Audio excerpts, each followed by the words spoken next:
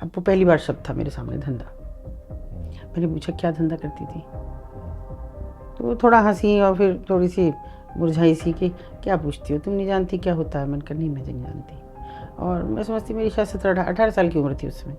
वो ऐसे 32-34 साल की थी, ज़्यादा ही थी बल्कि। तो उन्होंने कहा ऐसे मर्दों को खुश करना पड़ता है। बड़ा शॉकिंग था मेरे लिए। ये मिथक भी बहुत वो है कि ये हर उस जगह से आइडेंटिफाइड रेड लाइट एरिया जो है, चाहे वो सोनागाछी हो, कमाठीपुरा हो, दिल्ली का जीबी रोड हो, आगरा का बसई हो या मेरठ का घोड़ीदार हो, ये सब वो हैं जहाँ बड़े कैंट एरियाज हैं। अच्छा। और आप कैंट को आज मत मानिए, सिर्फ 2 महिलाओं के अलावा मुझे आज तक किसी के मरने का, वो तो मैं जैसे जाती हूँ तो मैं अरे ये कहाँ गई, अरे वो तो मर गई, आज तक भी ले कैसे जाते हैं, वही समस्या। मतलब सामने हमारे कभी यही नहीं आया कि मृतक जो हुई वो कैसे गई, उसको कैसे लेके गई, कभी नहीं देखा। वैसे एक रेस्क्यू ऑफिसर अपॉइंट होता है ना, तो वो हर जो उस जिले में जहाँ appointment- आइडेंटिफाइड है, कुछ नहीं करते, वो कुछ कर नहीं पाते या कुछ करना नहीं चाहते? करना नहीं चाहते, कारण? पैसा जाता है। हाँ हमारे लिए कर देंगे, हम पे मुकदमे भी लिखेंगे। और उन्हें एक एक बात पता होती है, जो बातें हमें नहीं पता, इतने साल उनके बीच में घुसे घुसे होते हुए भी, उनके बीच बैठ के उनके घरों में जाके वो उन्हें पता होता है। अब बड़े धार्मिक स्थानों पे भी ये एस्कॉर्ट सर्विस चल रही है। अच्छा। और आप अपने गूगल बाव खोल के देखेंगे तो आपको सब मिल जाएंगे। और सब जगह एस्कॉर्ट सर्विस के नाम पर ये एस्कॉर्ट सर्विस के नाम पे, और कोई डर नहीं है, कोई भय नहीं है। मुझे जब उस लड़की ने फ़ोन किया कि मैं ऐसे ऐसे हूँ, मैंने कहा मैं नहीं मानती। और फिर अभी तो नई टैगलाइन चल रही है कि माई बॉडी माई चॉइस, और इससे बुरी टैगलाइन अगर आप लोगों ने देखा हो तो आई एम ए प्राउड रंडी, इससे ज़्यादा कुछ हो सकता है? 22-24 साल की वो लड़की है और जी हैशटैग चला रही है, और जिसे 14-15 साल की लड़कियां फॉलो कर रही हैं। तो फिर वो बुरी औरतें क्यों हैं? वो तो मजबूरी की मंडी में बैठी हैं।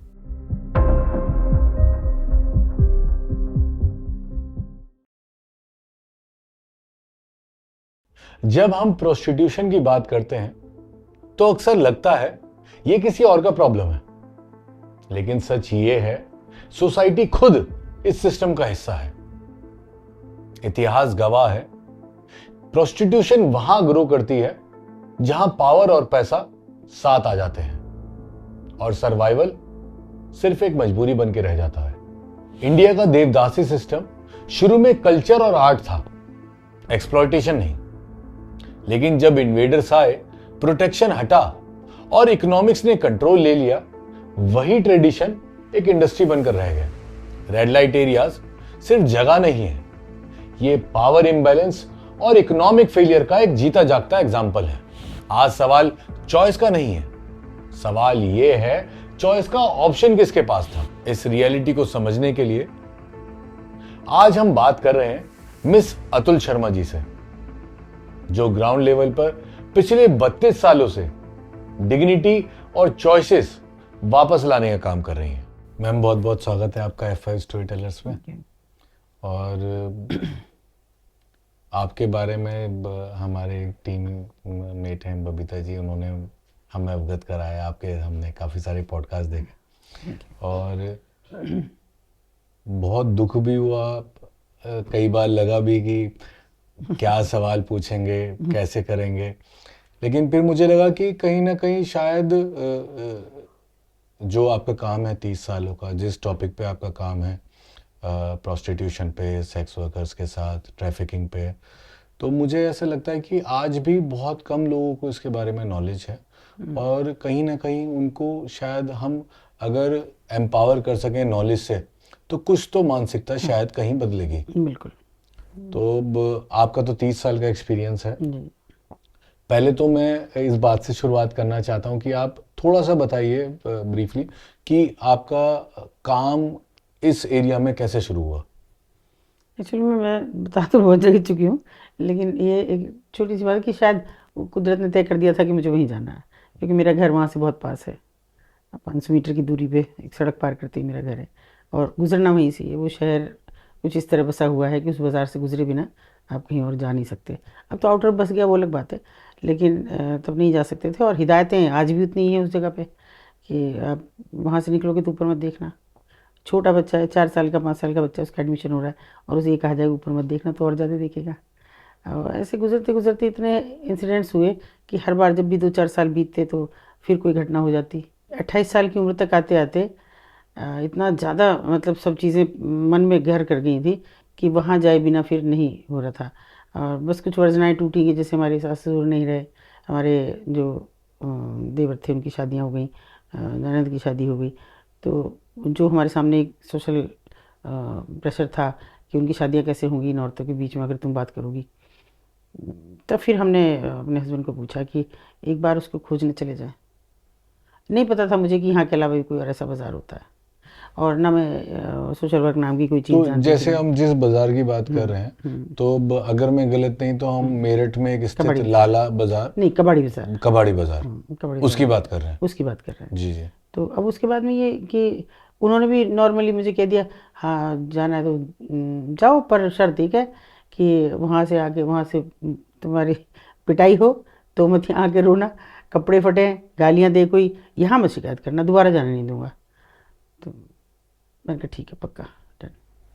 लेकिन फिर यहाँ पर भी मैं शायद आपकी फैमिली को, आपके बच्चे जो हैं, आपके जो हस्बैंड हैं, उनको इस चीज़ के लिए अप्रिशिएट करना चाहूँगा कि इतने समय तक, मतलब क्योंकि जो भी हम जिन्हें हीरोज़ बोलते हैं हमारे समाज के, जैसे आप भी हमारे एक हीरो हैं, तो कहीं ना कहीं एक फैमिली का सपोर्ट सिस्टम शायद रहता है।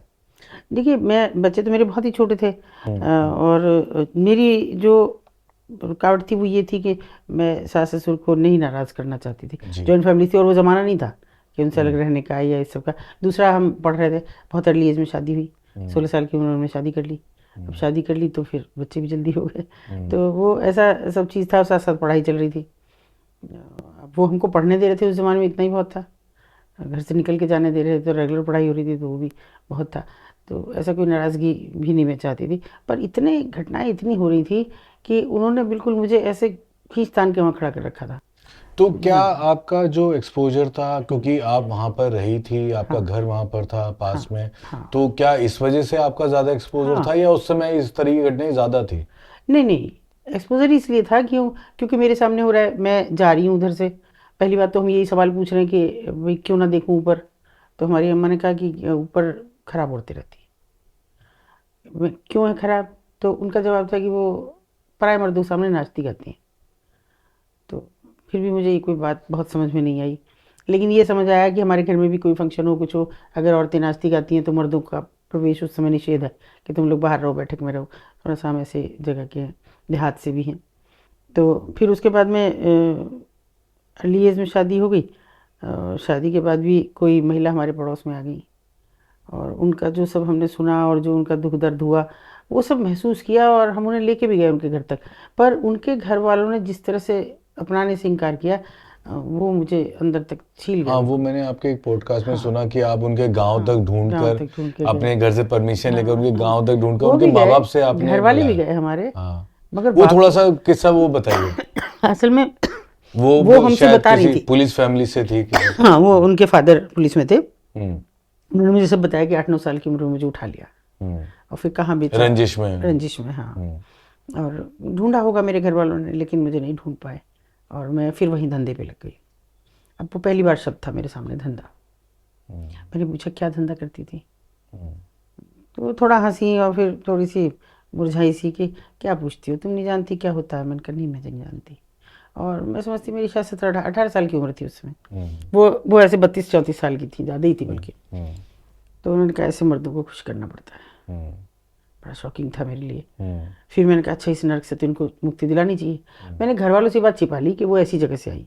अच्छा। अब ऐसे ही कहा कि देखो ये झाड़ू पोछा करती है, दिखने में नहीं लगती थी वो झाड़ू पोछा करने वाली, बड़ी खूबसूरत सी और लंबी चौड़ी महिला थी। तो थोड़े से नानू करके बाद घर वाले तैयार हो गए, अच्छा चलो भाई, ये जिद कर रही है तो चलो। चले गए हम। अच्छा, आपने ये छिपा लिया कि ये ऐसे रेड लाइट ऐसी एरिया जगह से कहीं से से आई है, आती है। तो कोई नहीं आप पता। बस आपने बता दिया कि ये घर उसका घर, घर हाँ, ये से बचपन में खो गई बिछड़ थी, गई। और ये सब याद रखती है। तो चले गए, और वहाँ जाके वो लोग आए। वो तो सूरत मिल रही थी बिल्कुल, 2 भाई उनके बाद पैदा हुए, उनकी मिल रही थी, और सब चीज़ें ठीक हुई। लेकिन अल्टीमेटली उन्होंने मना कर दिया कि हम रख नहीं पाएंगे। और माँ बाप ने मना कर दिया। हाँ, मैंने उनसे बहुत झगड़ा किया। मैंने कहा क्यों, ये कोई घर से थोड़ी भाग गई किसी के साथ कि आप इसको नहीं रख पाएंगे। और क्योंकि वेस्ट यूपी का भी ये है कि भाई किसी के साथ चली गई लड़की तो उसे घर में मत घुसाओ, फिर या मार दो। तो मैंने कहा ऐसे तो है नहीं। तो उन्होंने कहा कुछ भी है, नहीं रखेंगे। तो वो गिल्ट है आज भी। वो गिल्ट आज भी है। हालांकि अब आप लोगों की वजह से थोड़ा सा ये सुकून हुआ कि अभी 1.5-2 महीने पहले पता लगा कि आगरा में उनकी डेथ हुई। अच्छा, किसी ने मुझे फ़ोन किया कि आप जिनकी बात करते हैं मैं उन्हें जानता हूँ। नेचुरल डेथ हुई। हाँ, उनकी नेचुरल डेथ हुई है। मैंने भी सोचा इस गर्द से मुक्ति मिल गई। होंगी 80-85 साल की रही होंगी अब वो। बस फिर समय बीतता चला गया और लगभग 10 साल बाद जब सारी चीज़ें, सारी जिम्मेदारियां पूरी हो गई, सास ससुर भी हमारे नहीं रहे, अर्ली एज में चले गए, तो फिर मैंने इनसे कहा कि भाई मुझे एक बार उसे ढूंढना है, बस एक बार देख लूँ तो मुझे तसल्ली हो जाएगी। तो उन्होंने भी जैसे पता नहीं क्यों सब ऊपर से तय हो गया था। एक बार भी उन्होंने सवाल नहीं खड़ा करा, ना मुझसे पूछा क्यों नहीं जाना, हमें कोई क्या कहेगा, तुम वहाँ जाओगी, लोग क्या कहेंगे, छोटा सा शहर है, सब आज तो बाहर बढ़ गया लेकिन अंदर तो उतना ही शहर है, जी एक जी। दूसरे को जानने वाले हैं और सब कस्बाई लेकिन मानसिकता का। क्या सोच थी कि अब मैं उसको जाकर ढूंढना क्या है, करूं? कुछ नहीं, ढूंढना। बस उसे ढूंढना है तो माफ़ी मांग के वापस ले आऊंगी एक बार। अब तो मेरे पे कोई वर्जना नहीं है, कोई रुकावट नहीं है, जिम्मेदारियां भी नहीं है। अब मेरे बच्चे तो भी बहुत छोटे, जब बड़े होंगे जब तक तो डर नहीं लगा आपको? पता नहीं लगा, आज तक भी नहीं लगा। इतने हादसे हुए, इतने मुकदमे क्योंकि हुए। वहां पर तो जाते हुए शायद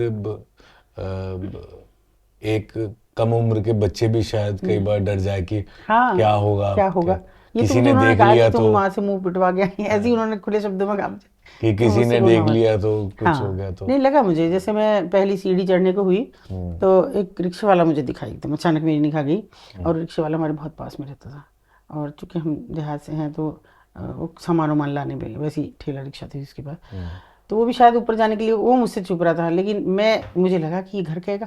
फिर मुझे ध्यान आया घर तो मैं कह के आई हूँ, मुझे इससे क्या डरना है। बस वो पहला लेकिन दिन था कहीं ना मेरे कहीं लिए। वो डर था। हाँ, हाँ। और आपको एक बड़ी बात बताऊं, वो आदमी आज भी है, और मेरे जब जानवरों का चारा वारा आता है तो वही अपनी रिक्शा में लाता है। ना उसने मुझसे आज तक कोई सवाल किया, ना मैंने उससे कोई सवाल किया। ये अजीब बात है वैसे। और कभी हमारी बात भी नहीं हुई। डाल इस के बारे जाता है, में मैं उसे पैसे पकड़ाती हूँ और चला जाता है, जैसे एक दूसरे से छिपते रहे। ऊपर गए तो बहुत धक्के मिले, गालियाँ मिली, ये भी हुआ कि यहीं बैठ जा, तो देखने में भी ठीक ठाक है, अच्छे पैसे कमाएगी, क्यों रोज़ अपना टाइम खराब करती है। तो सब मैं चुपचाप सुनती रही, बस मतलब मैं ह्यूमिलिएट करने की कोशिश की आपको बहुत ताकि आप ना हो। ना हूँ। और वो जानना चाहती ना कौन है, वो पुलिस की मुखबिर तो नहीं है, या क्या करना चाहती है हमारे साथ। तो फिर मैंने एक दिन कहा कि मैं कुछ नहीं करना चाहती, छोटे छोटे बच्चे सारा दिन चाय की दुकान पर घूमते, मैं इन्हें पढ़ाना चाहती हूँ और मुझे कुछ नहीं करना। उन्होंने कहा ठीक है पढ़ा ले, पर शर्त एक है कि हमारा बच्चा हमारे कमरे पे, दूसरे का दूसरे के भी यहाँ नहीं लाएगी, किसी को भी। अच्छा। हाँ, ये बिजनेस रेवलिटी उनकी, एक दूसरे के बच्चे के साथ साथ सूचनाएं ना चली जाएं, इसके पास कितने कस्टमर, कौन सा आ रहा है, जो वहाँ भी जा रहा है यहाँ भी जा रहा है, कुछ अच्छा। ऐसी सूचनाएं उनकी। तो मुझे तो ऐसा हो गया कि जैसे अंधा क्या चाहे दो आंखें, तो मुझे हर कमरे पे जाने की ज़रूरत हो गई। जाती रही, सुनती रही, कुछ अच्छे लोग भी मिले। अच्छों में एक बहुत उम्रदराज महिला थी जिन्होंने जीवन के लगभग 4 दशक वहाँ देखे। मैंने धीरे धीरे उनको अपना करना शुरू कर दिया था। तब मुझे किसी दिन एक लड़की ने कहा कि ऐसी आती रहोगी। मैंने कहा पढ़ा तो रही हूँ बच्चों को। ये कोई पढ़ाना है? ये तुम्हारे जाती हुई गाली देते हैं, कस्टमर बुला के लाते हैं, चाय की दुकान पर चाय लाते हैं, खाना लाते हैं। तो मैंने कहा फिर कि मुझे निकाल दो। ये 96 की बात है। मैंने कहा तुम तो और साढ़े तीन आपने साल जाना 94 में शुरू किया? हाँ, 94 में शुरू तो ये किया। कहीं ना कहीं आपका पहला रेस्क्यू मिशन हो हाँ, गया। पहला रेस्क्यू हुआ। उसने कहा कि नहीं, मैंने कहा सारा दिन तो घूमती हो, सामान लाती हो सबके लिए। अच्छा, उम्र दराज महिला थी, 35 के करीब की। तो बोली नहीं नहीं, 2 जोड़ी आंखें हमेशा हमारे पीछे, और मेरी एक बेटी है इनके कब्जे में, मैं पढ़ी लिखी हूँ, ऐसा नहीं कि मैं अनपढ़ हूँ, मैंने 12th पास कर रखा है, टाइपिंग भी आती है मुझे, वो टाइपिंग का ज़माना था। और बस कौन मुझे बेच गया इसकी कहानी मत पूछो, मेरी बेटी को ला सको तो बात करो। मैंने कहा तरीका बताओ। बेटी कहाँ थी? वहीं पर? ना, वो कहीं राजस्थान में थी। अच्छा। तो मैंने कहा क्या, कैसे? तो बोले ये जानबूझकर बच्चों को दूर हाँ रखा जाता है? हाँ, ताकि माँ तो माँ है, माँ माँ कहाँ कंट्रोल में जाएगी, रहे। माँ कंट्रोल में रहेगी। तो मैंने कहा कि फिर कैसे आएगी लड़की? तो उसने कहा ये तो तुम जानो कैसे आएगी। मैं तो इतना जानती हूँ कि मुझे रात भर के लिए एक कस्टमर भेजो, 1000 रुपये जमा कर जाएगा। 96 में 1000 बहुत होते थे, हमारे लिए हाथी का पाँव था, घर से मांग नहीं सकते थे। पहले सबसे मांगना शुरू किया, भाई 1000 रुपये इकट्ठे करके दो कैसे भी। तो 1000 रुपये इकट्ठे किए अपने जानने वालों से, परिचितों से, सबसे, क्लासमेट से। तो लेकिन उनके पास इजाजत होती थी बाहर हाँ, जाने की? वो इतने दिन हो गए थे उसे वहाँ, अच्छा। उसे लगभग 15-16 साल वहाँ हो गए थे। कि वो जाती आती थी और लगभग वो ये सोच के चल रही थी कि अब ये कोठा मालकिन बनने की दिशा में। सामान वामान भी वही ला के देती थी अपने कमरे का। तो उसने बताया कि रात को मुझे ले जाए, लेकिन सुबह 6 बजे मुझे वापस करना पड़ेगा। अगर मुझे 6 बजे तक मेरी लड़की नहीं आई सुबह तो वो वापस आ जाऊंगी और फिर कभी ना जा पाऊंगी, ये भी देख लेना, क्योंकि मेरा भरोसा भी टूटेगा। अब हमें तो समझ ही नहीं आ रहा था, हमें तो रेस्क्यू ऑपरेशन का ही नहीं क्या तो लेकिन वो बच्ची कहाँ है, किस जगह है, ये पता था उनको? वो तो उसने सब एड्रेस दिया अच्छा। कि ये जगह है और यहाँ से आना। हमने लोकल एडमिनिस्ट्रेशन में बातचीत करनी शुरू करी, निचले स्तर से ऊपर तक। बच्चा कितना बड़ा था? 15-16 साल की थी। अच्छा, तो उसको क्या डर यही था कि उसे भी शुरू कर दिया था? अब करा देते उसको भी, अच्छा। उसको वापस लाना था। तो मैंने कहा ठीक है, पहले मैंने लोकल एडमिनिस्ट्रेशन में निचले स्तर से शुरू की बात करनी। ऊपर तक गए तो अच्छा, वो इतना बुरा ख़राब समय भी नहीं था, तो अच्छा रिस्पांस मिला। उन्होंने कहा कि भी ठीक है, बाई रोड जाएगा, कोई मोबाइल के ज़माने तो थे नहीं, बाई रोड हमारा एक बंदा जाएगा। और वहाँ उन्होंने बात की, पहले पूरी सेटिंग की कि वहाँ के एडमिनिस्ट्रेशन को बात की, लड़की का सब लोकेशन देख ली, सब हो गया है, बच्ची की फ़ोटो भेज दी थी और आ रहा है बंदा। कोई सुबह तक हर हालत में, रोकना नहीं है 1 मिनट भी इसको, तुरंत देखे 2 बॉर्डर पार कराने, राजस्थान बॉर्डर पार कराना, फिर दिल्ली बॉर्डर पार कराना और उसके बाद यूपी में एंटर करके छोड़ देना। अब बज गए सुबह 6 बजे और पिन ड्रॉप साइलेंस, हम वहीं बैठे हैं सब।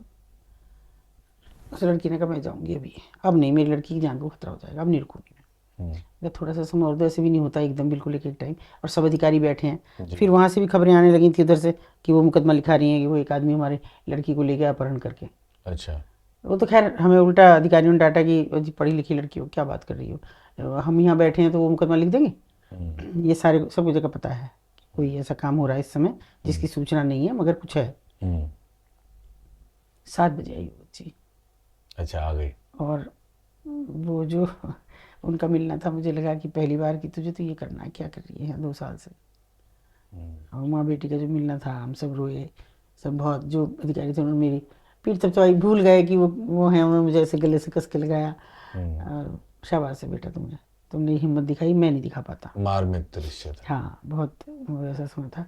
बस फिर तो वापस लौटे नहीं कभी।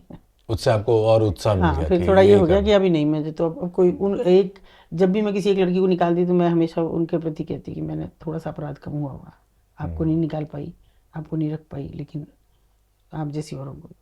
लेकिन जैसे मैम एक बात बताइए, जैसे अभी आपने कहा प्रशासन ने आपका साथ दिया, आज कमाटीपुरम से लेके कमाटीपुरा से लेके कबाड़ी बाजार तक की बात करें तो ऐसा नहीं है कि लोगों को नहीं पता। जब आम लोगों को पता है तो प्रशासन को भी पता होगा, नहीं सबको पता है, पॉलिटिशियंस को भी वो पता तो होगा, आइडेंटिफाइड एरिया है ना? तो लेकिन क्यों उस पर रोकथाम नहीं हो पा रही है? क्यों आज कानून की अभी 2023 में भी करीब 2500 लड़कियों को ह्यूमन ट्रैफिक किया गया, है ना? ये दोनों बात अलग समझिए आप। ट्रैफिकिंग बिल्कुल एक अलग चीज है और प्रोस्टिट्यूशन बिल्कुल एक अलग चीज है, लेकिन दोनों का मेल तो है। मेल बिल्कुल, रूट कॉजेज वही हैं। हाँ। सब, लेकिन समझिए कि आप ट्रैफिकिंग पे रोक लगा सकते हैं, क्योंकि ट्रैफिकिंग है जबरन किसी बच्ची को ले जाना, बच्चे को ले जाना, लड़का हो या लड़की, औरत हो, कोई भी हो, वो ट्रैफिकिंग है। पैसों के लिए उसको बेच देना, वेश्यावृत्ति है कि पैसे के लिए अपनी देह बेचना। अगर आप स्वेच्छा से ये काम कर रहे हैं, हालांकि ये है नहीं एक्ट में स्पष्ट लिखा पैसे के बदले नहीं करना, पैसे के बदले करेंगे तो वेश्यावृत्ति कहलाएगा। पैसे के बिना आप किसी के साथ सेक्स संबंध रखते हैं, चाहे 10 से रखो 20 से रखो, इसका कानून से कुछ लेना देना नहीं है अगर आप बालिग हैं। तो मैम जैसे आपने बताया कि अभी हमारी बात हो रही थी, आपने बताया जैसे मेरठ का जो ये कबाड़ी बाजार का एरिया है, ये बाजार लगभग 100 साल से ज्यादा पुराना है। 100 साल क्यों, अभी तो सोचो कि 62 साल के तो हम हो जाएंगे, है ना? अब 100 की बात ही नहीं, ये तो बसाहट के साथ बसा हुआ है। अगर आपने इसे देखा हो तो ये ऐसे बसा हुआ है। कभी आप मेरठ गए? नहीं। जी जी जी गए, लेकिन कबाड़ी बाजार नहीं देखा होगा। नहीं देखा है, वो भी देखा है वो भी। मैं वहाँ पर एक्चुअली एक बार अपने जब मैं टेस्ट से अपना ग्रेजुएशन पूरा हुआ तो मैं उस एरिया में जाके वहाँ पे कुछ एक इंटरेक्शन करके हम वहाँ पर हेल्थ कैंप लगाने की कोशिश कर रहे थे। तो मुझे पता चला कि वहाँ पर जो महिलाएं उनमें काफ़ी हेल्थ इश्यूज हैं, लेकिन वो डॉक्टर के पास नहीं जा पाती, शायद सिक्योरिटी का कुछ होगा रीज़न कि भाग जाएंगी या जो भी। तो हमने सोचा कि हेल्थ कैंप लगा के डॉक्टरों को यहाँ पर ले आते हैं। तो मेरा अपना पर्सनल एक्सपीरियंस ये रहा कि बड़े बड़े डॉक्टर, जो 2-3 डॉक्टर्स को हमने कंसल्ट किया, उन्होंने बोल तो दिया कि हम आ जाएंगे, लेकिन आया कोई नहीं। कोई नहीं आता। असल में ये ऐसे बसा हुआ है कि ये अंडाकार बसा हुआ है शहर, जो अंदर से 9 दरवाजों में घिरा हुआ है। जी जी। और 9 के 9 दरवाजे क्रॉस करते हैं कबाड़ी बाजार को। आप एक दरवाजे से घुसे, आप दिल्ली दरवाजे से घुसे, आप सीधे चले जाएंगे खैरनगर गेट, आपको मोड़ना ही नहीं कहीं भी, खैरनगर गेट पर पहुंच जाएंगे। आप बागपत गेट से घुसो, कंबोह गेट होते हुए सीधे सीधे आप जाटव गेट पर पहुंच जाएंगे, कोई रुकावट नहीं, लेकिन जाएंगे कबाड़ी बाजार से गुजर के।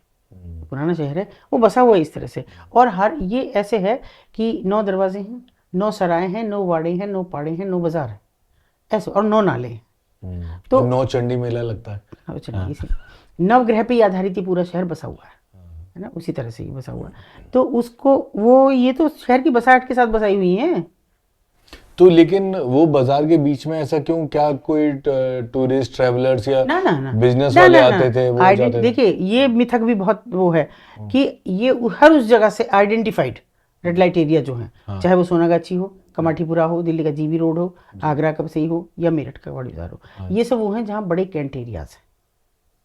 अच्छा। और आप कैंट को आज मत मानिए, अगर मैं कहूँ कि मेरठ सबसे बड़ा कैंट एरिया है आज भी, अगर उस समय देख लीजिए महाभारत कालीन, महाभारत कालीन अगर आप शहर के बाहर मेरी तरफ, मतलब शहर की तरफ चलेंगे बाहर आउटर की तरफ, तो सैनी गांव पड़ता है, लेकिन वो एक्चुअली सैनी नहीं है, वो सैनिक गाह है।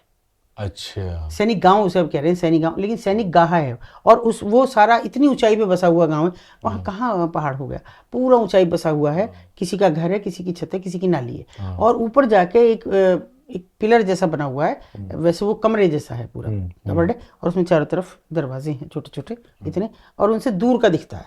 अच्छा। तो सैनिकों के लिए था कि वो वहां पे उनकी तोप रखी जाती थी, उनमें खिड़कियां थी इस तरह से, और देखने की जगह थी, तो ताकि कोई आए तो हस्तिनापुर ना पहुंच पाए।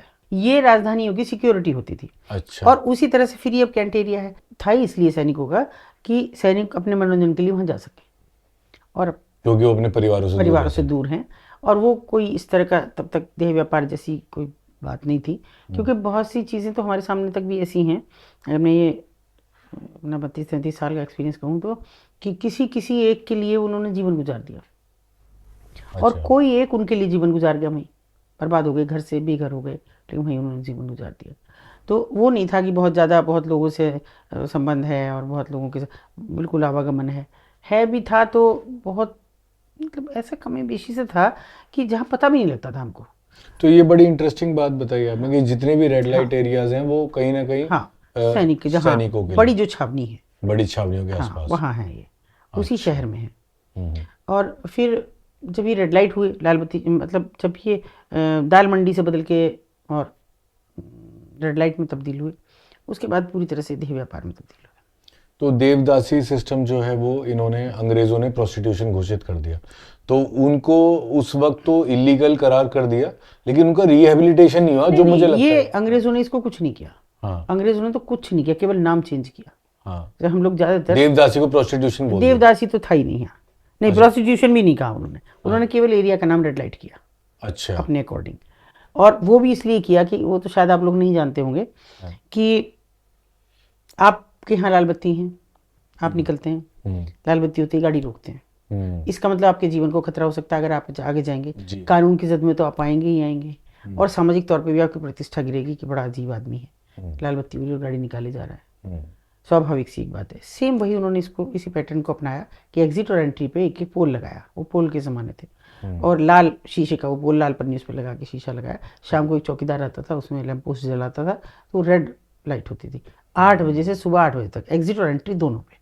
अच्छा। और नीचे फिर लिखा जाने लगा था सैनिकों का प्रवेश निषेध है, ये भी अलग बात है। अच्छा। हाँ, तो ये अंग्रेजों के समय पे हुआ। अंग्रेजों के समय पे तो उन्होंने कह दिया कि भाई ये आपके लिए सब तरह से खतरा है, आप कानून की जद में भी आओगे, सामाजिक भी आपकी हानि होगी प्रतिष्ठा की, और कानून की जद में तो आप हैं ही हैं। तो मैम अगर इसके इतिहास में जाएं तो जैसे देवदासी सिस्टम होता था हमारे देश में, तो देवदासी वो शायद 4th-5th सेंचुरी की बात है कि कुछ महिलाएं अच्छे परिवारों की भी समर्पित हो जाती थी एक मंदिर में देवता से शादी करके, और वहीं पर आर्ट और कल्चर को प्रमोट कर रही है। नहीं, वो थोड़ा सा अलग था। अच्छा। वो ये अलग था कि ऐसा ही, देखिए हमारा क्या है, हम धर्म कब मानते हैं, जब उसका भय हो हमें जी। बहुत सी चीज़ों को जिनको हम नहीं, जैसे अभी हम कहते हैं कि 9 दिन नवरात्र हम रख रहे हैं व्रत, एक्चुअल में इसको धर्म से जोड़ा गया, जबकि 9 दिन का एक डिटॉक्सिएशन है, कि आप डिटॉक्स हो जाते हैं अगर आप लेकिन डिटॉक्स होते काम तो अंधाधुंध खाते हैं और ज़्यादा काहे के व्रत रख रहे हैं। तो वो डिटॉक्स होने का एक तरीका था। या ये आयुर्वेद भी कहता है कि आप हफ्ते में एक दिन उपवास रखें। ये उपवास है आपका, वो आपके शरीर को, आपकी बॉडी को डिटॉक्स करेगा, आप बीमारियों से दूर रहेंगे। लेकिन ऐसे तो कोई मानेगा नहीं। अब कह दिया कि ये फलानी भगवान जी का है, ये दुर्गा माता का है, इन सब का उपवास करो। तो जो धार्मिक लोग हैं, अति धार्मिक हैं, धर्मांधता जिनमें है, वो इनको करते हैं। उसी के साथ जोड़ के इसको देवदासी से कैसे जोड़ा गया कि भाई आपके घर पे विपत्ति है, बेटा नहीं हो रहा है पैदा, आपके घर पे विपत्ति है कि पैसा नहीं आ रहा है, जो भी चीज देख ली, तो एक बच्ची को दान कर दो देवता को। अच्छा, हाँ, ये था। एक अपने घर की बच्ची को दान करो देवता को। अब वो ज्यादातर नाबालिग बच्चियों को दान होते थे, केवल मठाधीश ही नहीं उसका भोग करते थे, और वो भोग्य होती थी सबकी। अच्छा, कोई भी हो। उसके बाद उनको दिया गया नगर वधु नाम। जब राजाओं के ज़माने में आई अगर, तो वो नगर वधु हो गई, देवदासी हो गई मंदिरों के लिए, मठों के लिए, नगर वधु हो गई पूरा ये नगर के लिए है, राजाओं के दरबार में है और नगर वधु है। हालांकि जो नर्तकी थी उनका अलग दर्जा था, नाचने वाली थी उनको राज नर्तकी के भी दर्जे दिए जाते थे। कई बार राजा अपनी हरम में भी रखता था, वो बिल्कुल उनका एक अलग था तरीका। लेकिन धीरे धीरे सब चीज़ें मर्ज होती चली गई। वही जो नर्तकी का पेशा था वो बुरा माना जाने लगा सार्वजनिक तौर पर नाचने को। आप फिल्म में डांस देखते हैं बड़े खुश होते हैं, लेकिन ऐसे कोई अगर कहीं डांस करके कमा के खाने लगे तो आप उसको बुरी नज़रों से देखेंगे जी। वो सब बदलता चला गया। और अल्टीमेटली ये हुआ कि जो एक बार लोगों ने देखा कि इसमें तो बड़ा पैसा है, तो इसी काम को क्यों ना किया जाए। तो ये जो शुरू में था ये मर्दों का एक छत्र राज्य था कि औरतों को कैसे इसमें लाया जाए, चाहे वो मठ के मठाधीश हैं, चाहे राजा हैं या उनके सैनिक हैं। तब भी सैनिकों के उपयोग के लिए औरतें रखी जाती थी, ताकि सैनिक जो स्वाभाविक उनकी ज़रूरत है उससे उछट के ना भाग जाए। तो तब भी उन्हें रखा जाता था हर जगह। तो ऐसा नहीं है कि तब भी कोई वेश्यावृत्ति इनसे नहीं करा रहा था औरतों से, मतलब औरत हर जगह पे भोग्य बनाई गई। तो मैम ये पूरा जो हम अभी बातचीत कर रहे हैं इससे दो चीज़ें क्लियर हो रही हैं कि इसके पीछे दो बड़े कारण हैं। एक तो पावर डायनामिक्स हो गया, जेंडर इनइक्वालिटी जो है कि आदमी अपना जोर कमजोर पे चलाता है। तो वो कमजोर हमारे सामने, चाहे वो इकोनॉमिकली हो चाहे फिजिकली हो, तो औरत हुई तो उसको हमने उस पर जोर चला दिया। वो ना फिजिकली ना वैसे कैसे भी कमजोर नहीं है, वो है एक वुमेन इन डिस्ट्रेस है, मैं तो ये मानती हूँ ना। वो कहाँ है, वो तो सब हिरासत में है। नहीं, लेकिन ऐतिहासिक रूप से अगर देखा जाए तो जो कमजोर वर्ग था उनको वहां पे उस पेशे में ला दिया। बड़ा वर्ग तो आया ही नहीं कभी। और कहीं ना कहीं एक तो पावर का डायनामिक्स हो गया, एक इकोनॉमिक्स का डायनामिक्स हो गया कि क्योंकि वो पैसा कमा के देने लगे तो ज्यादा बढ़ने लगे, ज्यादा जी। तो वो हो गया। अभी तो उससे वर्स्ट पोजीशन जो हुई वो तब हुई कि जब भी ओटीटी पे सब कुछ आपके बेडरूम में परोसा जा रहा है। अब केवल वो वर्ग बचा है जिसकी पहुंच में अभी ओटीटी नहीं है, जो 1500-2000 रुपये महीने की नहीं खर्च कर सकता, घर में ये नहीं लगा सकता है, और डर भी है जी कि मैं ये सब मेरे बच्चे देखेंगे मेरे बाद, मैं पूरा दिन काम करूंगा तो ठीक नहीं होगा शायद। तो वो लोग वहाँ जा रहे हैं, चाहे वो बिल्कुल 500-600 रुपये दिन भर में किसी भी विधा में कमा रहे हो, वहाँ जाके 200-250 रुपये खर्च करेंगे। एक लेबर क्लास की, लेबर क्लास का वो मारेंगे भी, पीटेंगे भी, इलीगल से इलीगल सेक्स करेंगे, और इतनी वितृष्णा उनके अंदर होती है कि वो बुरे से बुरा कर सकते हैं उनके साथ। कोई रुकावट नहीं है, कोई रोकेगा नहीं उन्हें। वो चीख रही हूँ, चिल्ला रही हूँ, उतना मालकिन इत्मीनान से बैठी छालियाँ काटती रहेगी। तो कुछ तरीका है जिससे ये सब चीज़ें स्ट्रक्चर रूप में हो, लीगल हो, क्या वो कुछ किया जा सकता है?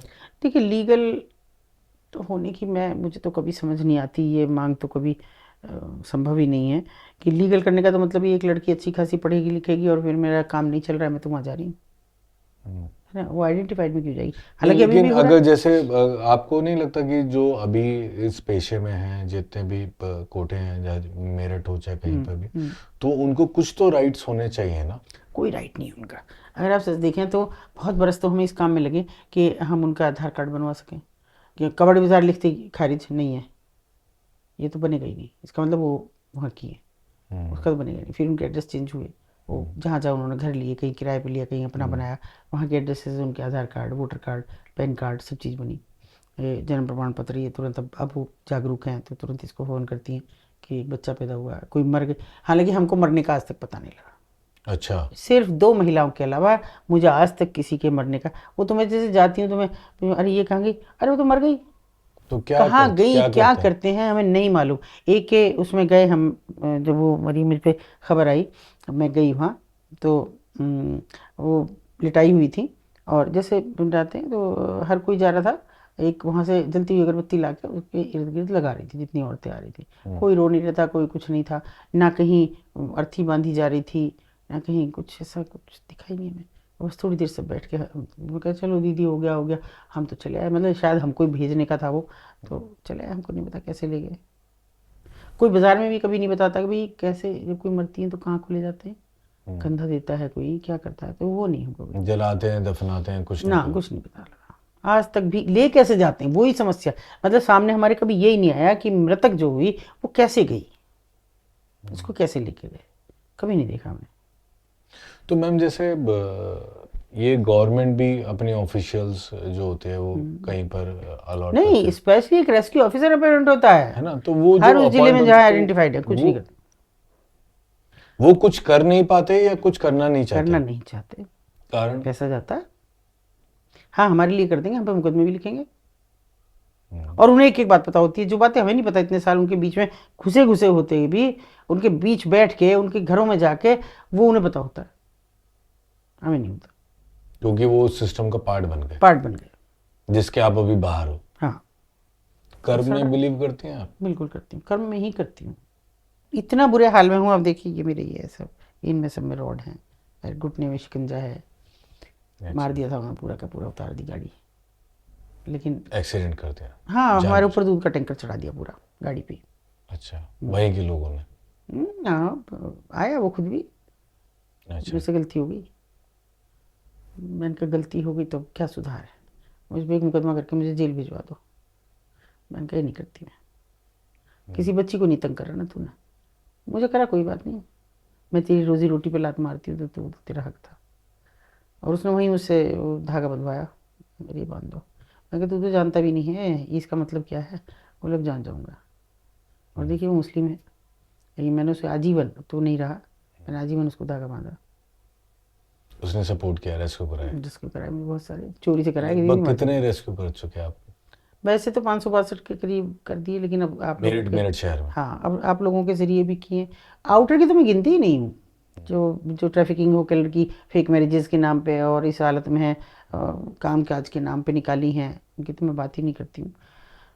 बहुत बुरे बुरे हाल में निकाली हैं कि जिनको आज भी याद करके मेरे रोंगटे खड़े हो जाते हैं।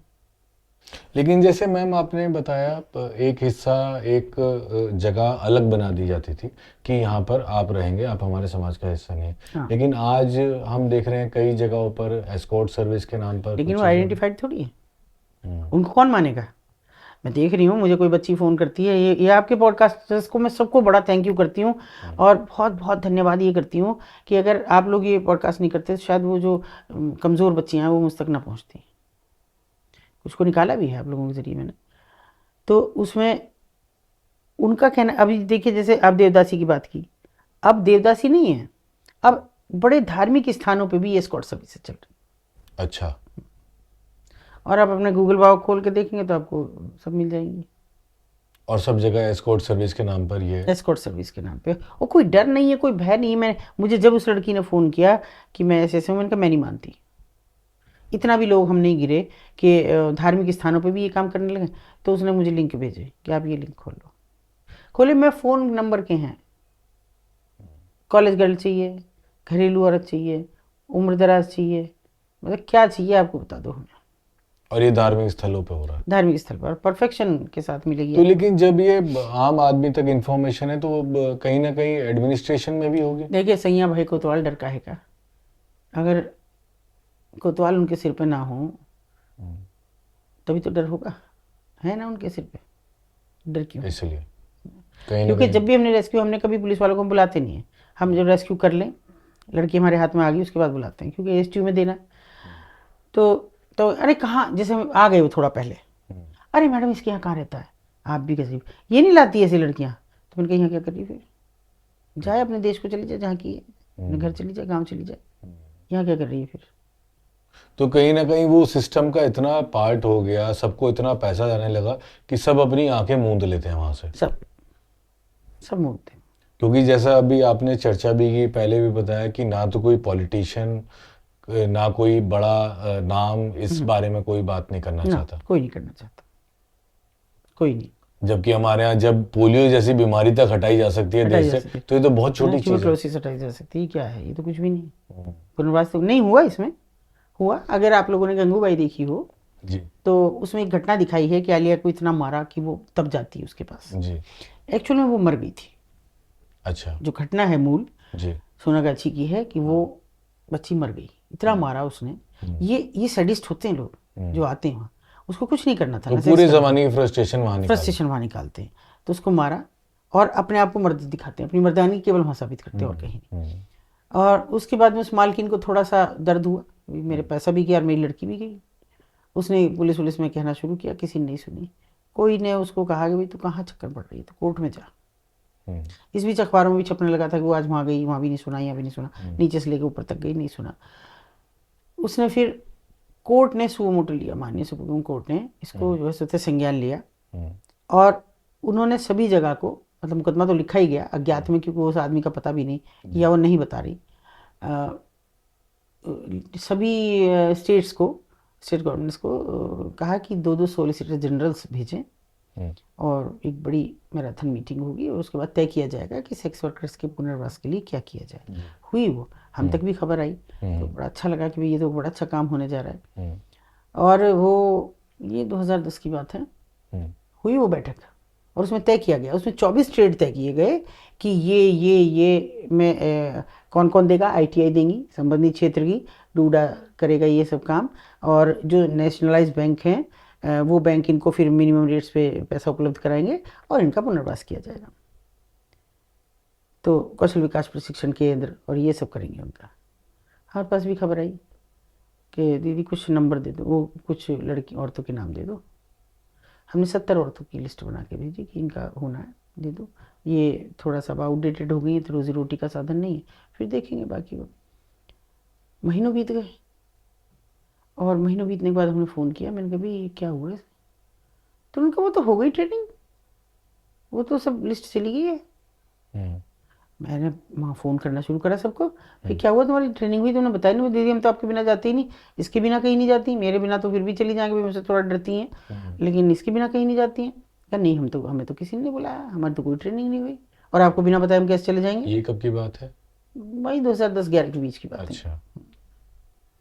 तो इसका मतलब सब जगह से ही चली गई, मेरा तो छोटा सा शहर, पूरे हिंदुस्तान भर की जगह से गई होंगी कि हो गई ट्रेनिंग सबकी, ऑन पेपर हो गई ट्रेनिंग, हो गया सबका पुनर्वास। और कानून तो अंधा है, जो सबूत आ गए वो ठीक हो गया, बाकी कुछ नहीं। तो मैम एक बात बताइए, जैसे आपने बताया कुछ लड़कियों ने रीच आउट करने की कोशिश करी आपको, हाँ। तो क्या कोई ऐसा फोरम नहीं बनाया जा सकता है जहां पर जो कमजोर हो, जो डर रही हो बच्ची, वो रीच आउट कर सके? क्योंकि मुझे ऐसा लगता है बहुत सारी तो होंगी ना जो आप तक शायद नहीं पहुंच पा रही होंगी। देखिए कोशिश तो हम बहुत करते हैं कि भाई सबसे आई कॉन्टेक्ट रखें, सबका पता रखें, लेकिन नहीं, लेकिन एक इंसान कितना ही कर सकता है, एक सिस्टम बनना भी जरूरी सिस्टम है। भी जरूरी है, लेकिन वो सिस्टम है नहीं। सिस्टम में क्या, जब देखिए सिस्टम तो सबसे पहले रेस्क्यू ऑफिसर ही है जी ये सिस्टम, तो उसको पूरा बहाल करना चाहिए ना। बिल्कुल तो बिल्कुल। वो तो आता भी नहीं, कभी देखता भी नहीं। हाँ पैसे बंधे हुए हैं। तो ये तो खुल के स्थिति कहती हूँ, सिर्फ लोग मुझे कहते हैं कि मेरठ की है या सारे रेड लाइट एरिया देखिए मैं की? तो सोचती हूँ सब जगह की होगी, जो मेरा इतना छोटे से शहर में वो नहीं कभी उनके खिलाफ एक्शन हुआ, तो और जो बड़े शहर हैं उनमें तो क्या होगा। मैं समझती हूँ लोग जानते भी ना हो रेस्क्यू ऑफिसर भी कोई है। ये भी मैं पहली बार बात करती हूँ कि रेस्क्यू ऑफिसर है, वो उद्धार अधिकारी ही है।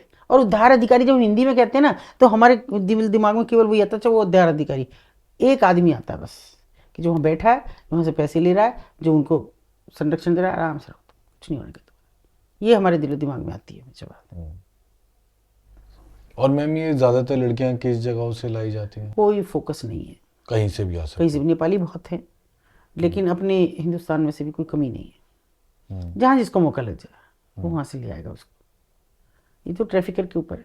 और ज्यादातर कम उम्र में बच्चे लाए जाते हैं कि बड़े देखिए महिलाएं लाए? बच्चे भी लाए जाते हैं, बच्चों के लिए तो मैं खाली, अगर ट्रैफिकिंग पे आप बात करो, मैंने इसीलिए कहा था कि ट्रैफिकिंग और वेश्यावृत्ति दोनों अलग अलग चीज़ें हैं। ट्रैफिकिंग में बच्चे को भीख मांगने में भी लाया जा रहा है, सेक्स टूरिज्म में भी लाया जा रहा है, और मतलब सिर्फ कोठी की बात नहीं है, उनको एस्कॉर्ट सर्विसेज में भी लाया जा रहा है। जब एक बार फंस गई कहाँ जाएगी वो। तो मैम कुछ पर्टिकुलर समाज के कुछ धर्म के बच्चियां कुछ ऐसा कुछ है कि एक पर्टिकुलर नहीं, जगह देखिए से? देखिए बराबर हैं वैसे, मुस्लिम भी बहुत हैं और हिंदू भी बराबर, इक्वली सब। अच्छा। क्योंकि ट्रैफिकर के लिए ये बात मायने थोड़ी रखती है, और नहीं आने वाले के लिए, कस्टमर के लिए बात मायने रखती है कि किस धर्म से। उनका नाम आज रेशमा है तो कल को कृष्णा है। मैं ही बहुत भूल जाती हूँ, अरे कल तो मुझे तो ऐसा तूने कुछ और बताया, नहीं नहीं मैं तो यही बताया था। अब हो गई चुप, आप मारते रहो उससे मगज, क्या कहोगे। नाम बदल लेते हैं नाम ताकि मिनट भर ट्रैक ना में कर पाए। ना, पल भर में बदलता है नाम। तो हमारे मतलब मैं बार बार सॉरी वही सवाल पूछ रहा हूँ क्योंकि मैं जानना चाह रहा हूँ कि इसका सॉल्यूशन फिर कहाँ पर है, कहाँ से शुरुआत हो? सोल्यूशन तो हमारे पास सरकार अगर नहीं सुन रही है तो हम एक समाज के रूप में क्या ऐसा नहीं, करें क्यों जो? नहीं सुन रही। देखिए एक काम, बड़ी छोटी सी बात है। मैं पहला कहती हूँ कि जब महिला अधिकार की, महिला आयोग की महिलाएं सर्किट हाउस में बैठ के बढ़िया प्रोटोकॉल लेके और महिलाओं की समस्या सुनती हैं, वो कौन महिलाएं हैं जिनकी समस्याएं सुनती हैं? मेरे पास तो मैं समझती हूँ कि दिन भर में अगर 10 कॉल नहीं आए महिला उत्पीड़न के तो कुछ नहीं आया। मैं यहाँ बैठी हूँ तब 20 पे 10 कॉल आ चुकी होंगी। तो तुम किनको बुला के सर्किट हाउस में न्याय दे रही हो? तुम्हारा अखबार में कोई विज्ञापन नहीं आता, कभी कहीं कोई बात नहीं होती। एक कोई बड़ा नेता है, जो मौजूदा सरकार होंगी, उन्हीं की कोई महिला, घर की महिला, वो महिला आयोग होगी, उन्हीं कोई दूसरे, ये सबको रेवड़ी बांटी जाती है। बाल अधिकार आयोग में दे दो कुछ को, मुस्लिम में तो चलो अल्पसंख्यक में दे दो, जैन भी अब तो अल्पसंख्यक हो गए, सरदार अल्पसंख्यक हो गए, इनकी महिलाओं को दे दो। तो वो केवल प्रोटोकॉल फॉलो करते हैं, वो कुछ नहीं करते। मैं चलिए छोटा सा एक उदाहरण बताती हूँ, समझ जाएगी वो, नाम तो मैं नहीं लूँगी। एक बच्ची हमारे पास आती है 12th के बाद, और आगे बोली जी मैं आगे पढ़ना चाहती हूँ। पढ़ो, अच्छी बात है। बोले मेरे घर वाले नहीं पढ़ने दे रहे। क्यों? कि जी वो मुझे जो 20,000 रुपये मिले थे 12th के बाद, वो मुझे नहीं दे रहे, मुझे एडमिशन के लिए चाहिए। मैंने कहा बेटा एडमिशन हो जाएगा, ऐसे मत कहो, घर वालों को पता नहीं क्या मजबूरी रही हो, और करो तुम मेहनत, चलो ग्रेजुएशन में एडमिशन हो गया उसका, पढ़ने लगी। लेकिन फिर मुझे कुछ दिन बाद, एक दिन कुछ हमारा था कुछ कार्यक्रम था, तो एक मुझे पत्रकार कहने लगे कि वो जो आपकी वो बेटी है और वो तो डीएम साहब के यहाँ खड़ी है आज। मैंने कहा क्यों? बोले माँ बाप की शिकायत कर रही है कि साहब अब मेरे माँ बाप जो है मेरा पैसा खा गए और अब मुझे आगे पढ़ने नहीं दे रहे। बड़ी पागल लड़की है भाई। वो अगले दिन आई, मैंने कहा ये क्या किया तूने? तो शर्म नहीं आई माँ बाप के खिलाफ? बात ही कुछ और थी, ये बात ही नहीं थी। मैं आपको बताती हूँ कैसे बनते हैं लोग इन आयोग में और सब चीज़ में। उसका अपने किसी रिश्तेदार के साथ अफेयर था, वो 5 बच्चों का बाप था, और उसके पिता बेहद सोफिस्टिकेटेड और बड़े संवेदनशील व्यक्ति। हालांकि वो ऐसी थे, लेकिन लोग पंडित जी बुलाते हैं उनको, उनके कर्म धर्म उनकी पूजा पाठ सब देख के उनको पंडित जी बुलाते हैं। पंडित जी की वो सर्वनाश उस महिला ने किया। उसने पहले वो मेरे से कहती थी कि मुझे आगे जाना है, बहन जी बनना। बहन जी तो ना बनी, बहन जी ने तो उसको डाल दिया जेल में। उसके बाद में वो माननीय दूसरे एक मंत्री जी ने उसको कैप्चर किया, वो मुख्यमंत्री बने और उसको उन्होंने टिकट दे दिया। अच्छा। जिसको कोई कह के नहीं जानता, और मुश्किल से हो रही 22-23 साल की रही होगी, उसको टिकट दे दिया। टिकट में उसको खैर 15-20 वोट मिल गई, एमपी का टिकट दिया, एमपी का? विधानसभा, हाँ लोकसभा का टिकट दिया। वो हार गई, तो लगा उनको ये तो गलत हो गया, तो उनको डायरेक्टली अनुसूचित आयोग का सदस्य बना दिया, बन गए। जो उन्होंने 3 साल में पैसा कमाया है, आप यकीन नहीं कर सकते कि क्या कोठी खड़ी कर ली, ये कर लिया, वो कर लिया, एक बच्चा भी पैदा हुआ, बहुत कुछ हुआ। मैं उस सब का चर्चा नहीं करूँगी, बहुत कुछ हुआ। पिता उनके इतने सज्जन और इतने बढ़िया आदमी कि आज भी उसी टूटे घर में टूटी फूटी जगह, मैं ये ऐसा पैसा नहीं लूँगा, वो जाए जो कुछ करती हो, बस मुझे बचा देना। उसके कुछ फ़ोन मुझे आ रहे हैं लोगों के कि पैसा खा गई, पैसा खा गई, मुझे बचा देना। मैंने कहा आपका कुछ नहीं होने का, बेफिक्र रहो। ऐसे बनते हैं लोग। कैसे चलता कैसे है कारोबार? देखिए ये ऐसा है कि मान ले वेस्टर्न यूपी से कोई लड़की उठाई, सपोज करो, मान लिया। पहले मुझे वहां से बताइए कि उठाने का जो प्रोसेस है वो क्या है? ऐसे थोड़ी उठाते हैं बहका के। और जैसे मैं एक अभी जो मैंने लड़की निकाली मैं उससे बताती हूँ। लड़की 15-16 साल की, बेहद सुंदर और बड़े अच्छे घर की लड़की। ऐसे में जिम विम करके बॉडी वॉडी बना के लड़का रोज़ घूमता। उसके वो क्या कहते हैं उसको, एक अंग्रेजी सा नाम है एक मोटरसाइकिल का, केटीएम? डेविड नहीं, हार्ले डेविडसन? हाँ हार्ले डेविडसन, वो गाड़ी उसके पास जो उस लड़की ने बताया। और उस पर घुमाता, फिर उसको थोड़ा फुसलाया, आ गई वो, बड़ी ट्रीट दूंगा, बड़ी अच्छी लगती है मुझे, ये सब कहा उसे। वो उसके साथ जाने लगी, कभी लॉन्ग ड्राइव पे, साल भर घुमाया उसने उस लड़की को। देखिए 10th में पढ़ती थी, 10th उसका पूरा हो गया। उसके बाद बोलता है कि चल शादी कर लें। तो उसने कहा कि हाँ ठीक है, पर मेरे मम्मी पापा से तो पूछना पड़ेगा, क्योंकि बच्ची थी 15 साल की। तो बोले ना ना, मम्मी पापा नहीं मानेंगे, और पहले शादी कर लेंगे, उसके बाद जाएंगे मम्मी पापा से माफ़ी मांग लेंगे, पैरों में गिर जाएंगे तो मान जाएंगे। बेवकूफ़ को ये भी नहीं मालूम 18 साल से पहले तू शादी नहीं कर सकती। बोला कि एक अपना आधार कार्ड और अपनी मार्कशीट ले लेना हाई स्कूल की। वो लेके आ गई दोनों चीज़। अब उसको सोनागाछी भेज दिया उसने, लड़के ने 1.5 साल से वहाँ थी। पॉडकास्ट देख के मैं इसीलिए थैंक्स करती हूँ, उसने मुझे फ़ोन किया। अब उसका इतना भरोसा हो गया था कि जाए तो नहीं पाएगी, इतनी दूर से कहाँ जाएगी। तो उसको 15-20 मिनट के लिए फ़ोन मिलता था रील देने के लिए, कि मैं रील देखूंगी, मेरा मन करता है। ठीक है, ये उसी दौरान उसने मुझे फ़ोन किया, फ़ोन करके मुझे बोलती है कि मुझे निकाल दो। अब कितनी उम्र है उस बच्चे की? 16, 16.5, 17 साल की, बस ज़्यादा ज़्यादा, अभी बालिग नहीं है। मैंने कहा बेटा कहाँ हो तुम? मैं कलकत्ता सोनागाछी हूँ। मैंने कहा मैं क्यों यकीन करूँ कि ये ट्रैप नहीं है? तो उसने कुछ फ़ोटोज़ अपनी खड़ी होके और वहाँ से ही खींच ली, बाहर जहाँ दुकानों के नाम है और उनके नीचे लिखा हुआ है। तो मैंने कहा फिर भी नहीं मानती मैं, ये तो आजकल सब AI सब जनरेट कर देता है। फिर उसने आधार कार्ड और फ़ोटो भेजी मुझे अपनी, कि ये मेरी पहली है, ये मेरी अब की है। मेरा GRP और RPF से बहुत भरोसा है, बहुत, क्योंकि बच्चा रेल के ज़रिए गायब होता है बहुत ज़्यादा, ट्रैफिकिंग होती है रेलवे के ज़रिए, तो इनके साथ हमारी मीटिंग्स भी होती रहती हैं, बातचीत भी होती रहती हैं।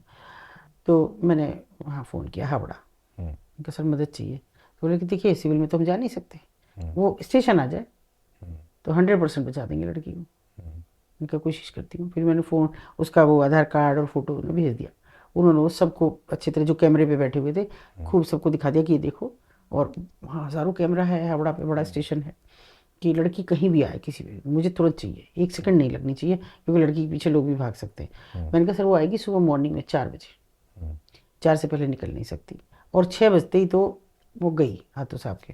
क्या ठीक है, वो सब उन्होंने बड़ी उससे शिद्दत से रहे। और फिर मुझे फ़ोन आया 5 बजे, मैं बैठी रही, कि लड़की मिल गई और आप निश्चिंत रहें, हाँ, और अब आप हमें फ़ोन मत करना। मैंने कहा क्यों सर?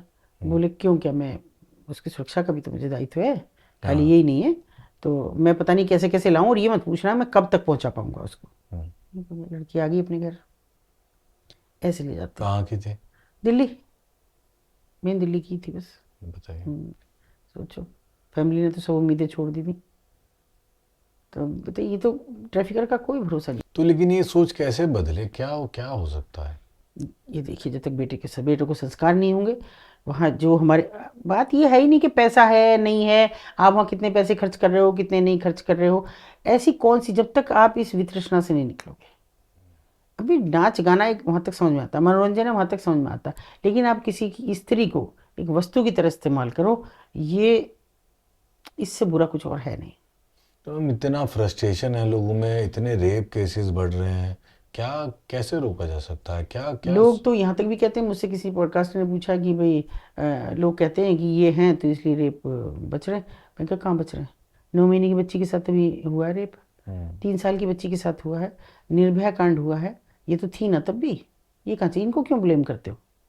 इनकी वजह से ना रुक रहे हैं ना हो रहे हैं, तुम्हारी वजह से हो रहे हैं, और तुम्हारी वजह से वो वहाँ बैठी हैं। जी। जिस दिन हमारे बच्चों की मानसिकता सुधर जाएगी, जिस दिन हम अपने बच्चों को सुधार लेंगे, उन्हें वही संस्कार दे देंगे, उस दिन सब ठीक हो जाएगा। पहले वहाँ आदमी जाता था तो डरता हुआ जाता था, पहले एस्कॉर्ट सर्विसेज तो थी नहीं, केवल ये रेड लाइट एरिया थे, तो हर आदमी डर के जाता था। लगाम लगाने की जरूरत है इन स्पास पे, अच्छे अच्छे होटल्स में आजकल, होटल्स में स्पा, मसाज पार्लर। अभी अभी हमारे यहाँ 4 मसाज पार्लर्स पे गए, मैं इसे भी, मेरठ में। हाँ अभी रेड हुई। हाँ, तो हम सूचना किसी न किसी के थ्रू दिलवाते रहते हैं। तो किसी ने मुझे लिखा कि सैल्यूट है आपको, आपने 4 स्पा बंद करवा दी। तो भैया मैं तो थी नहीं उस दिन, मैं तो थी भी गुड़गांव में, मैं क्या कहूँ, मैं नहीं थी। मैंने कहा भाई मैंने नहीं कराया। आप कुछ भी कहो, ये बात हम नहीं मान सकते कि आपने नहीं कराया। तो अगर मुझ में इतना विश्वास पैदा कर रहे हैं तो आप में क्यों नहीं? आप सरकार हैं, आपके पास उपलब्धियां हैं, आपके पास सारे संसाधन हैं, पूरा आप इंफ्रास्ट्रक्चर है, इंफ्रास्ट्रक्चर है, आप में वो विश्वास क्यों नहीं? और मैं एक बात बताऊं, चाहे तो कारगिल युद्ध हुआ या उससे पहले माता हारी जैसी जासूस हुई हैं, और इस जैसी हुई हैं कि जो इस नर्क से निकल के, और उन्होंने, इनका कहना ये था कि हमारे यहाँ से आपको अगर जानते हो तो मेरठ से काकोरी कांड हुआ जी है जी ना, शुरुआत वहीं से हुई। जी। और उन कमरों पे बैठ के हुई वो जितनी भी सब चीज़ें हुई, वो वहाँ पे अच्छे अच्छे बड़े जो जिनके पीछे पुलिस लगी हुई थी, अंग्रेज लगे हुए थे, उनको अपने यहाँ शरण देती थी हम्म, कि आप यहाँ रुको। कारगिल युद्ध हुआ, हमने कहा ऐसे ही बैठी रहोगी हाथ पाथ रख के, इतने लोग मरे हैं, दीदी क्या करें, कि पैसे इकट्ठा करो। हमने एक रास्ता रखा, ये पैसे रखा है, जो चाहे करो। इकट्ठा किए उन्होंने, बड़ी शिद्दत से किए। दीदी ये हो गए, अब इनका क्या करें। मैंने कहा दिया डीएम को, मैं क्यों, देखे तुम ही आओगी। हमारे यहाँ एक बड़ा, अगर आप लोग जानते हो, कांड हुआ विक्टोरिया कांड, विक्टोरिया हाँ पार्क हाँ, कांड, बहुत बड़ा आगजनी कांड, हुई, बहुत बहुत लोग बड़ा। मरे। उसके लिए पैसे इकट्ठे किए, वहाँ पे श्रद्धांजलि बड़े देने बड़े गई, परिवारों के बड़े परिवार खत्म हो गए। परिवार के परिवार खत्म हुए, उसके लिए उन्होंने पैसे इकट्ठे किए, उन लोगों को पैसे दिए। ऐसा नहीं कि उनमें दिल दिमाग नहीं है, लेकिन उनको हम एक्सेप्टेंस कहाँ है। मैं निकल के कहूँ जाए कहाँ? कहाँ जाएं। बड़ी मैं छोटी सी बात बताऊंगी कि जब हमने ये सब बातें कुछ लोगों से भी कर रहे थे, एक पुलिसकर्मी थे जिन्हें मतलब भाई जैसा कि वो गोत्र की वजह से भाई कहते थे, तो उन्होंने कहा बहन जी एक काम कर लो, अपनी भाभी को समझा लो। मैंने कहा क्या समझाऊं, कि इनका पुनर्वास तो करना है, एक एक इनमें से रख लेंगे हम सारे पुलिस वाले, और एक एक वो रहेंगी घर में। ये सोच लोग, और वो बड़े बुरी तरीके से हंसे। आज के बाद आज तक भी, आज में फेसबुक फ्रेंड भी है मेरे, मैंने कभी उनकी टिप्पणी पे भी जवाब नहीं दिया। भाई कहना तो सोच ही है। ये सोच है, तो अब किसकी करेंगे। एक कई साल पहले मैंने एक आर्टिकल पढ़ा था कि राजधानी में फर्स्ट क्लास एसी में कुछ बालिग लड़कियां, बहुत कम उम्र की, शायद 20-22 साल की, कॉलेज की रही होंगी, दिल्ली की, वो इस तरीके के काम कर रहे थे क्योंकि उन्हें सिर्फ थोड़े से पैसे ज़्यादा चाहिए थे। आप एक बात बताओ, आपने कोई फर्स्ट क्लास में सफ़र किया? नहीं, मैंने तो ट्रेन में तो नहीं किया, फर्स्ट क्लास। है ना। मैंने किया, हम्म, और बाई चांस किया। हम्म, मैं नहीं करती, फर्स्ट क्लास में ही नहीं करूँगी। बताती रहे भैया थर्ड एसी में करो, सेकंड एसी में करो। एक थोड़ा सेफ सा भी नहीं लगता ना, बंद रहता है। बंद रहता है। तो उसमें नीचे दो थे, दो ऊपर थे, जी। और मैं अकेली सीट पे, फिर एक सज्जन और आ गए। आप समझिए, मैं निकली और बाहर आके खड़ी हो गई। तो वो सज्जन भी बाहर आ गए, तो उन्होंने कहा बहन जी आप यहाँ क्यों खड़ी हो गई। मैंने कहा कुछ नहीं भैया, मुझे थोड़ा कंफर्टेबल महसूस नहीं होता बंद कमरों में। कोई बात नहीं, दरवाज़ा खोल के रखेंगे। मैंने कहा वो सेफ़ नहीं है, कोई भी इधर से नहीं गुजरे। तो बोले देखिए जी मैं यहाँ एक अच्छे पद पे हूँ, उन्होंने बताया, और मेरठ ही जा रहा हूँ, आप घबराए, लखनऊ से आ रहे थे, आप घबराए ना, आपसे ज़्यादा मैं घबराया हुआ हूँ। मैंने कहा क्यों। बोले आप क्या करती हैं बताओ। मैंने बताया मैं ऐसे ऐसे हूँ। कह रहे मुझे तसल्ली, आप बैठो, मैं आपका बड़ा भाई, बैठो आप तसल्ली करो। बोले, मैंने कहा आप क्यों घबराए हुए थे। बोले जी लड़कियाँ आती हैं, मैं आज बहुत मजबूरी में फर्स्ट क्लास का टिकट लिया, मैं लेता नहीं हूँ क्योंकि मुझे आज ही जाना था और कहीं नहीं मिल रहा था। ये जानबूझ के वेटिंग करते हैं ताकि फर्स्ट क्लास में जाए लोग, तो टिकट ज़्यादा है, वो लड़कियाँ वहाँ मिलती हैं कि वो ब्लैकमेल करती हैं, बैठती हैं ज़बरदस्ती, कोई मतलब नहीं किसी का, कुछ नहीं मर्दों का, लेकिन फिर भी करती हैं वो ब्लैकमेल, पैसा छीन के जाती हैं, पैसा लेके जाती हैं, तब यहाँ से करती हैं। क्योंकि चीखेंगे चिल्लाएंगे तो 10 लोग इकट्ठे होंगे। 10 लोग इकट्ठे होंगे, और इनका हर कोई आदमी कंपार्टमेंट में ही आने, इसीलिए फर्स्ट क्लास खाली चलता है। आप कहीं भी देख लो फर्स्ट क्लास खाली चल रहा है बिल्कुल आज भी, क्योंकि जिसको समझ एक बार आ गया, जिसके साथ हो गया वो नहीं जाएगा। तो क्यों कम उम्र के बच्चे जो अभी कॉलेजों में ये लग्जरी जुटाने के लिए, लग्जरी केवल कॉलेज ही नहीं, तो और भी हैं, वर्किंग भी हैं, पैसा कम मिल रहा है तो ठीक है ये काम और कर लो, थोड़ा और मिल जाएगा। ब्रांडेड शूज चाहिए, ब्रांडेड कपड़े चाहिए, ज्वेलरी चाहिए, उसके लिए पैसा तो कमाना है। तो ये एक आसान एक तरीका। आसान तरीका है। और फिर अभी तो नई टैगलाइन चल रही है कि माई बॉडी माई चॉइस, और इससे बुरी टैगलाइन अगर आप लोगों ने देखा हो तो आई एम ए प्राउड रंडी, इससे ज़्यादा कुछ हो सकता है। 22-24 साल की वो लड़की है और जी हैशटैग चला रही है, और जिसे 14-15 साल की लड़कियां फॉलो कर रही हैं। तो फिर वो बुरी औरतें क्यों हैं, वो तो मजबूरी की मंडी में बैठी हैं, उनको तो वो हटा तो दो। वहां से निकलना चाहते हैं। निकलना चाहती है, निकाल दो। गलत तो ये है ना कि जो ये कह रही है नहीं जानती भी रंडी होना क्या होता है, आके देखें रंडी होना क्या होता है। कौन लोग हैं जो उनके साथ सेक्स करते हैं, कौन लोग हैं जो इतने नर पिशाच होके आते हैं कि जो भी वो कर सकते हैं, सामदान दंड भेद, वो सब करते हैं उनके साथ। क्या उसके माँ बाप नहीं देख रहे कि ये क्या कह रही है लड़की, क्या लोग नहीं देख रहे, समाज नहीं देख रहा। एक छोटा सा कोई मेरे शहर के हैं, वो मेरे शहर के क्या, मेरे गांव के बराबर के गांव के हैं, शादाब ज़काती, वो छोटी सी उन्होंने रील बनाते हैं कॉमेडी की, वो छोटी सी रील बनाई अपनी बेटी और बीवी के साथ उन्होंने कि तू इतनी सुंदर है, तेरी माँ कितनी सुंदर होगी, वहीं देके आऊँगा पैसे, बस इतने में उन पर मुकदमा कर दिया। ये आमे प्राउन रंडी कह रही है, इस पर कोई मुकदमा नहीं करता, कोई नहीं कह रहा है, और सब जान रहे हैं कि हाँ कोई लड़की ऐसे कह रही है। और जो कह रही है कि प्राउड रंडी हैं आप, तो आप बताओ कैसे हैं, मैं भी उन्हें वो तरीका सिखा दूं कैसे आप प्राउड रंडी बन सकती हैं। एक तरीके से आप उनकी खिल्ली भी उड़ा रहे हैं, खिल्ली उड़ा रहे हैं, और खुद को भी आप कहाँ एक्सपोज कर रहे हैं, कहाँ ला के खड़ा कर रहे हैं, आपको अंदाजा नहीं है। इतने बुरे बुरे लोग कमेंट क्योंकि वो उन्होंने वो नर्क देखा ही नहीं है, वो देखा ही नहीं है। वो नर्क देखो आओ, मैं तो कहती हूँ खुला चैलेंज कर रही हूँ मैं तो सबके जरिए कि आप आ जाओ, मैं दिखाती हूँ रंडी होना क्या होता है, एक बार देख लो तो आपको समझ में आ जाएगा क्या हो रहा है। तो मैम आपको जैसे 30-32 साल काम करते हुए सपोर्ट सिस्टम क्या है आपका?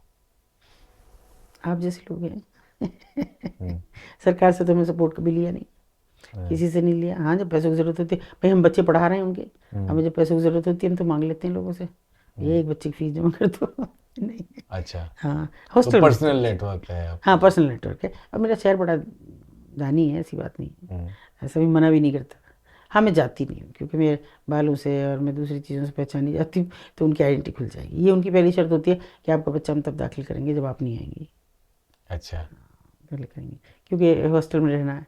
हाँ। ये पता लग जाएगी उनका, मैं जाऊंगी तो चाहे वो अपने ही बच्चे के साथ चली जाऊँ तो जी, भी जी, हाँ। दिक्कत रहेगी, तो वो नहीं मैं जाती हूँ।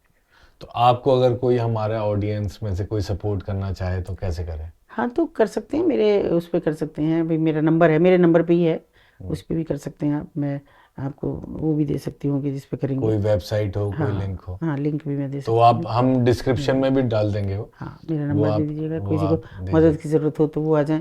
और केवल उन्हीं बच्चों को हम मदद नहीं करते, हम जो सड़क के किनारे भी जिनकी ज़रूरत है, जो हमारे झुग्गी झोंपड़ी पड़ी हुई, उन बच्चों को पढ़ा रहे हैं। मतलब पढ़ा रहे हैं इन द सेंस ये नहीं कि हम उनके बीच में गए, हम 2 घंटे क्लास चलाई, अगर एक बच्चा भी हमसे निकलता है तो हम उस बच्चे का एडमिशन कराते हैं। अच्छा, और हॉस्टल में फिर ये नहीं, ऐसे नहीं कि भी मतलब वहां से हाँ वहाँ निकल से जाए। हटाए। और अभी हमने सोच रखा है कि कुछ बच्चों को क्योंकि हमारे वो बड़ी अच्छी सोच है, क्योंकि 2 घंटे बाद फिर वो उसी माहौल वो में उसी चला माहौल जाए। में जा रहे हैं, वो हम कर नहीं रहे। तो चाहे हमसे 2 बच्चे हों, इससे ज़्यादा नहीं। और अभी तो हमारे पास सपोर्ट सिस्टम ये भी है कि जो बच्चे हमारे पढ़ लिख लिए वो बच्चे हमें स्पॉन्सर कर रहे हैं।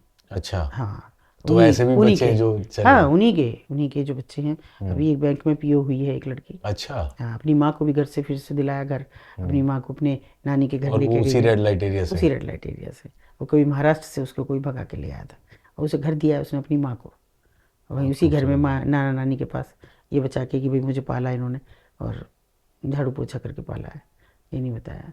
तो वो बच्चे भी सपोर्ट करते हैं। 2 बच्चे, 2 बहन भाई हैं, दुबई में हैं, यहीं से एक हमारी बड़ी यूनिवर्सिटी है वहाँ से MCA MBA करके गए, दोनों बहन भाई स्पॉन्सर करते हैं बच्चों को। अच्छा, हाँ ऐसा भी नहीं, कुछ लोग आपके पॉडकास्ट के जरिए भी करते हैं, तो चल है। जाता है। हाँ चल रहा है।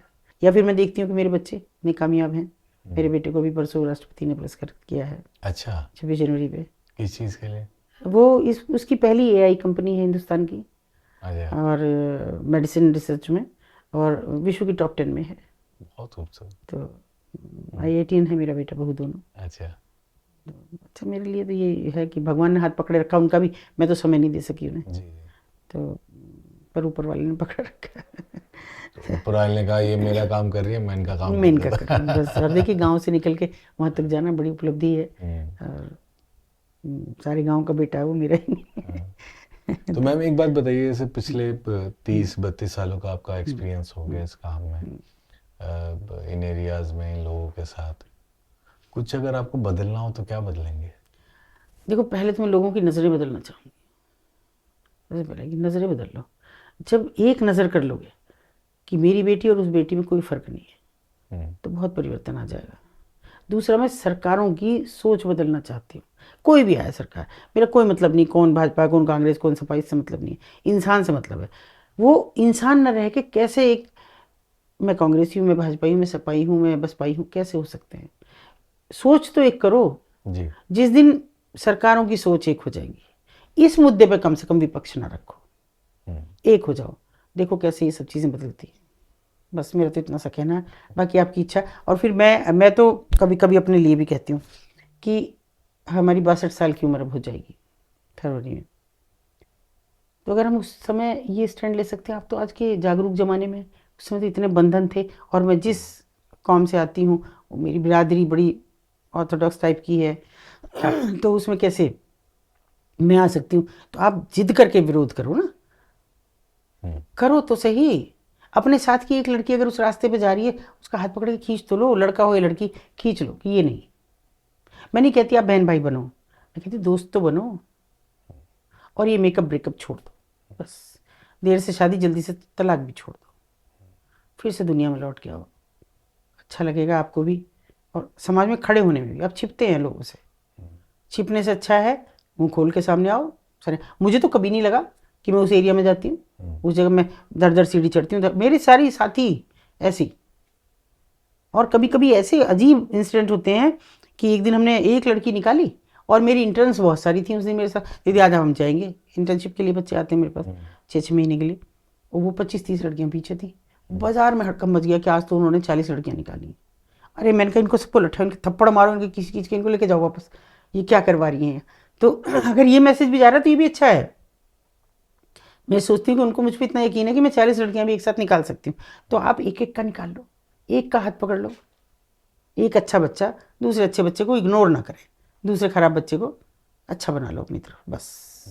आप सब पॉडकास्टर से भी, और हम सब जाग जाएं तो शायद समाज खुद ही जाग जाएगा। खुद ही जाग जाएगा। सरकारों की हमें ज़रूरत ही नहीं है।